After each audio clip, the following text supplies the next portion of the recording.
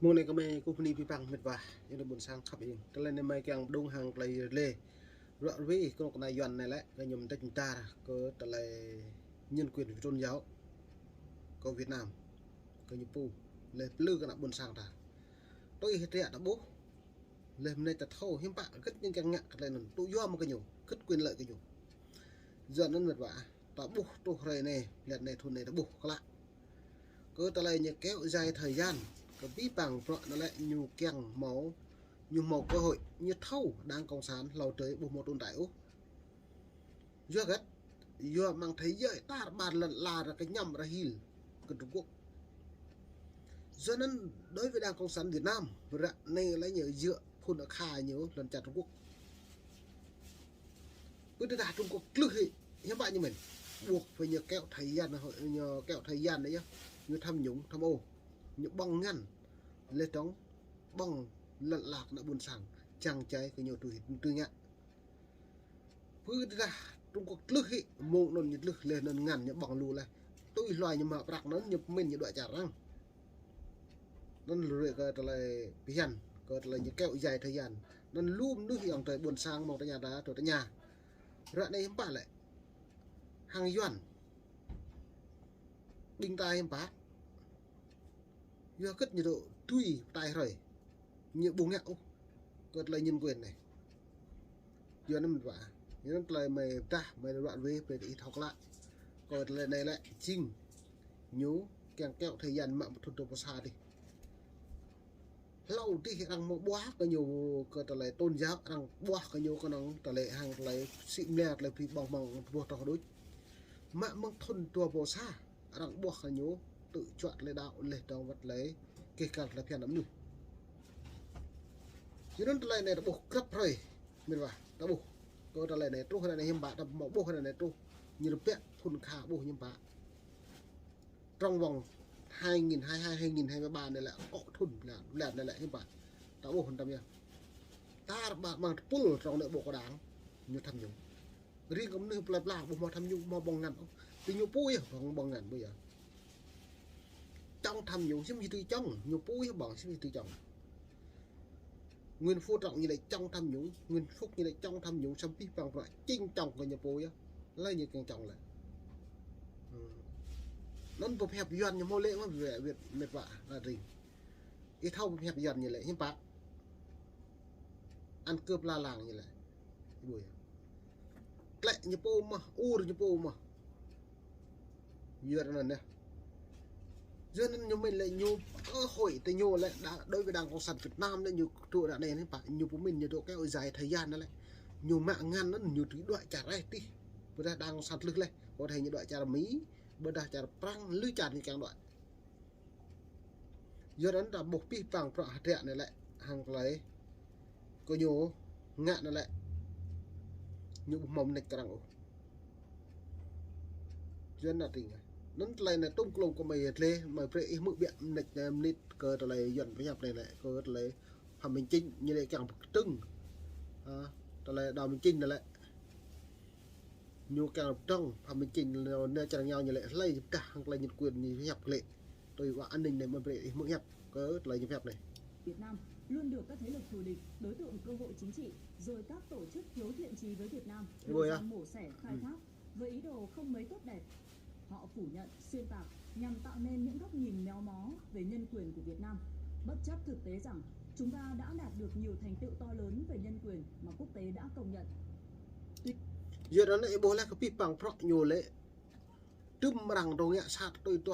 là nhân quyền bột mèo mộ thì nhiều lệ nhậm tích ta thì nhiều đút như lệ nó như lệ quốc tế chấp nhận mình thì nhiều tụ ở nhẹ hẻm lại thật là nhân quyền này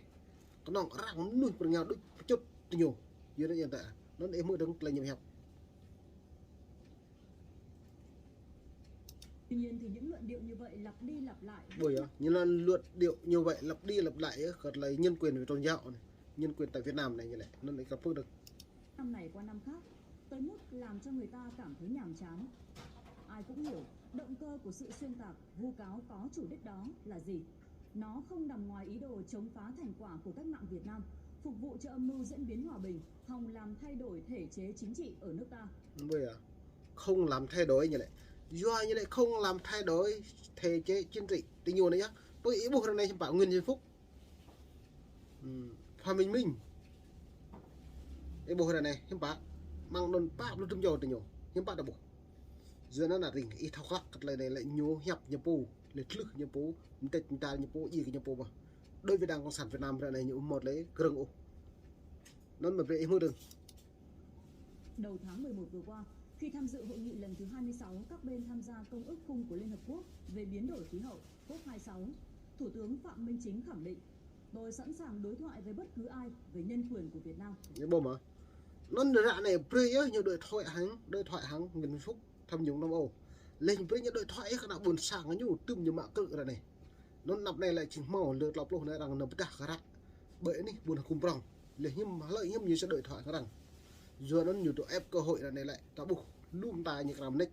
như càng ép cơ hội xăm ra đây nhiều pi cơ hội nó mò có hội lệ cái rằng ra này rằng pre rút mỏ nằn mò bằng chân sóng ra này túi nếu dự trong lại họp thì nó lên nó đã về làm á tùm mệt và dòng từ lại đội sang rữ này sang rữ cấp như nhà trong cấp hạ bù đa gì nữa hạ bù đa về nhân quyền lên thấu bù đa lại tôn giáo nó sẽ phải phòng mình chính nữa về thì nhiều hiện tại như sẽ đối thoại rằng vừa nó rằng giàu của nhau đọc này tới đặc lăng lăng tới mọi nhiều nhập này. Điều đó không chỉ thể hiện quan điểm nhất quán của Đảng, Nhà nước Việt Nam trong việc bảo đảm quyền con người, mà bên cạnh đó, thông điệp đanh thép của người đứng đầu chính phủ còn có ý nghĩa khẳng định những thành quả to lớn về nhân quyền của Việt Nam, được minh chứng từ cơ sở thực tiễn. Này bố hết mệt vả. Được minh chứng cơ sở thực tiễn nhỉ? Do đó nó bộ là luôn ta hàng lại nhầm blur hàng lại tình trạng như bộ đối bú mong sơ lại hem cạo cơ lại nhầm blur do nó đột vả do nó bộ vừa khít lại nhiều tuy khẳng định cho nó nên ra này đã bộ hàng màu mạ này thế nhiều do nó đập này đang càng giàu tüm nơi như bọn grông bè đang càng nhiều ta nhiều hẹp đôi lần làm việc làm heo vậy vừa khít lại Việt Nam đang càng cả như mong trong mong thôn này mà ta bình ông đẹp là độ ca bầu thường ít lúc gần tüm ít ra lại tüm cật lại mẹ phép lòn 2022 2021 2022 2023 này lại chính máu tổng thống Bush mò lệ đây quay trục vậy đi Đông Nam Á đây là mạng rộng này bơi sốt lại phiền lệ trong sự game Pompeo bộ ngoại giao bộ quốc phòng Mỹ này lại hiếm phá như lệ riêng tổng thống Donald Trump minh prác là lệ tôi xem kẹo kri bình bộ đạo màu trùm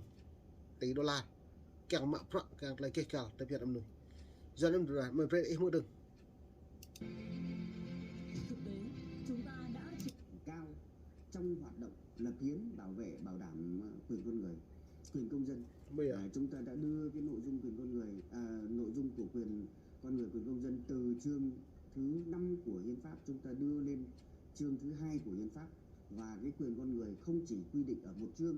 một chương riêng mà quyền con người còn được quy định ở hầu hết tất cả các chương của hiến pháp. Ví dụ như bản hiến pháp năm 1946. Đây rồi là hiến pháp này mình bảo vi phạm pháp là hiến pháp này nhiều nhặt dữ cả do nó nạp này rằng mạng pháp yêu thì nhiều lại rằng dựa mà là hiến pháp có nhiều thực hiện luôn Việt Nam tự do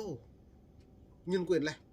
tự do thông tin tự do báo chí lấy như vậy xăm nhá do khích rằng tụ kháng cao có nhiều tố cáo nhiều vi phạm bộ luật nhân quyền vì tôn giáo anh đi lần chặt Việt Nam